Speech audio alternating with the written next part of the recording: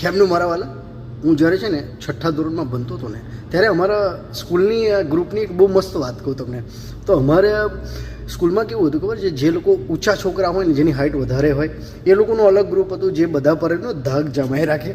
અને જે લોકોની હાઇટ નાની હોય ને એ લોકોનું બી અલગ ગ્રુપ, લાઈક એમની સાથે બહુ ભાઈબંધી ઊંચા છોકરાઓ જે નાની હાઇટવાળા એમની સાથે ભાઈબંધી ના કરે. તો અમારી હાઇટ હતી નાની.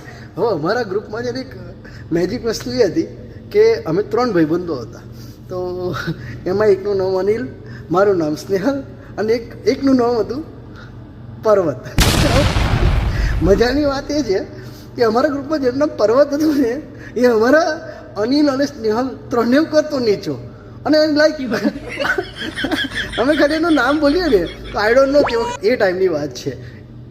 ખાલી પર્વત કહીને આટલું ખાલી આમ લાઈક જસ્ટ થોડા એક્સપ્રેશન આપ્યું ને તો પર્વત એટલો બધો ગુસ્સો કરે કે વાત જ ના પૂછો.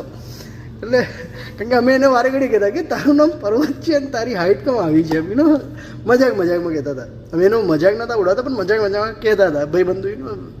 તો લાઈક ત્યાં બીજું કંઈ નહીં, આવું જ થતું હતું. અમારા ગ્રુપમાં એક પર્વત હતો, નામ પર્વત પણ હાઇટ એની પર્વત જેવી નહોતી.